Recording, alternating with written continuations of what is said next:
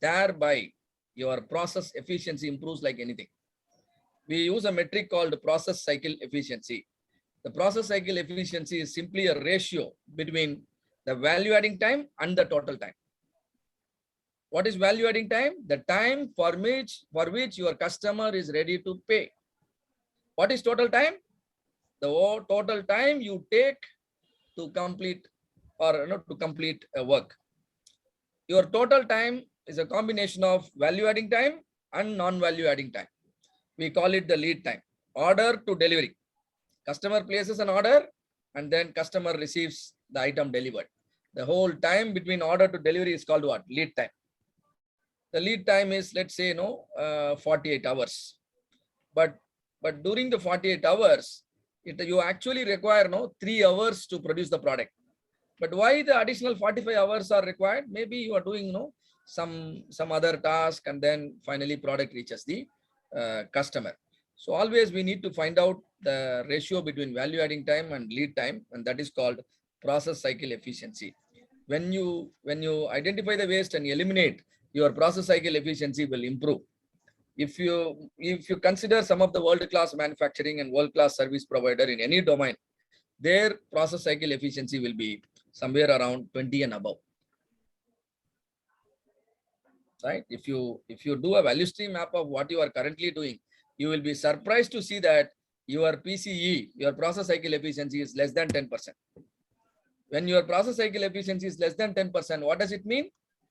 90% of the work what you are doing is not right, not value adding from the customer viewpoint. We will call them as waste and try to eliminate. And what do you think? How much time they know the people around the Formula race car might take to replace all the 4 tires? Less than a minute. Less than 10 5 seconds. seconds. 5 to 4 seconds. Yes.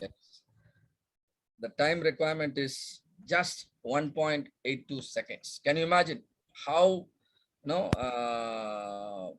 professionally they have designed the process? In 1.82 seconds, they can complete the work. If this is possible, anything is possible at your workplace. So there are 2 things we understood. One is Six Sigma, other one is Lean. What is the goal in Six Sigma? Reducing defects. How? By reducing variation. And the goal in Lean is reducing waste by the elimination of non-value adding activities. And justification for Six Sigma is the benchmark target is 3.4 DPMO. That's why we keep improving the Sigma level. And the justification for Lean is the process speed will improve. You will quickly produce. If you quickly produce, the number of business cycle will increase. Cash flow will improve like anything. So the main saving, cost of poor quality, will go down when you run Six Sigma project. Your operating cost will go down when you run Lean projects. Learning curve is generally longer in Six Sigma because it involves a lot of statistics. If you don't like statistics, you can do a lot of Lean project, and learning curve is very simple. The tools are very light, like the 7 waste itself is a tool. SMED is a tool. It's more of a logic-based decision. That's it. And project selection, it uses various approaches. When I have to select a project for Six Sigma, then I have to be careful in many aspects, because a project is going to be a research kind of project, a lot of analysis involved. And so I need to give justice and justification to my management that this project will produce the result. So you have to be very careful even at the project selection. And that is our step number 1 we are going to learn. And then in Lean, the project selection is based on value stream map. We map the process as it is. How are you doing and where are the bottlenecks? And then we will find out the improvement opportunities. And Six Sigma is data driven and Lean is demand driven. Lean is always asking a question: why do you do this? Why do you produce now? Why do you produce so much? Why do you produce this way? These are the questions. So Six Sigma is demand driven, and project complexity will be high and moderate complexity in terms of Lean. And Six Sigma improves your effectiveness, Lean improves your efficiency, and both are important to achieve the quality from the customer point of view as well as business point of view. So these are the tools and techniques we expect all of you to master, and some of the tools already I touched as we go through: voice of business, voice of customer, CTQ tree, Kano model, quality function deployment, project charter, SIPOC, Hoshin X matrix, balance scorecard, Pareto, project prioritization matrix, affinity diagram, brainstorming, RACI, Gantt chart. Though I have listed under define phase, these tools are non-linear in nature. All the tools I am using in define phase, I may use in control phase also, right? So it's up to you. Always, our professional knowledge or our domain knowledge should be supported by statistical knowledge, so that we can achieve success in our profession, right? My domain knowledge is great. I am a programmer, great programmer, but am I able to produce results for the company? That is most important. So domain knowledge plus statistical knowledge take you closer to success. But what can actually deliver the results and make you achieve the success? Domain knowledge plus statistical knowledge plus common sense, right?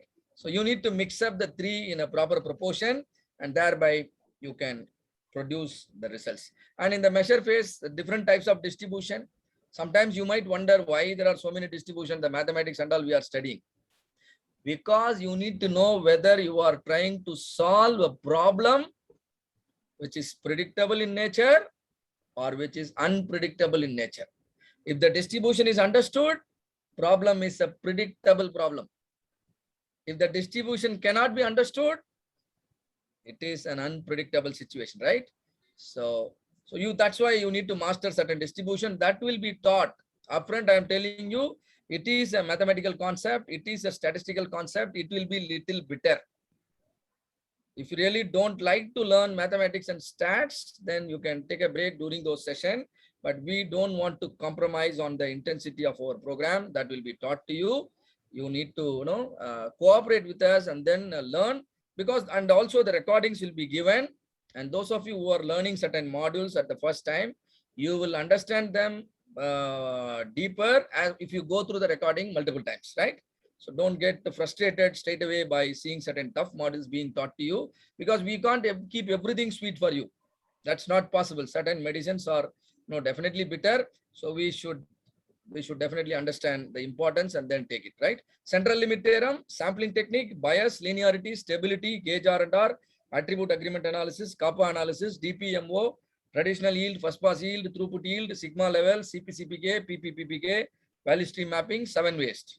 Analyze, YY analysis, cause and effect diagram, cause and effect matrix, hypothesis testing, ANOVA, chi-square, correlation, regression, logistic regression, p-value. Improve, DOE, design of experiments, Pug matrix, 6-sat thinking, FMEA, Kaizen, one-piece flow, it is flow, Kaizen, 5S, SMED, Kanban, control chart, control plan, okay, TPM. Sounds good? Do you really want to cover all these tools? Yes. Yes. Yes, sir. Yes, sir. Why not? All right. So I would like to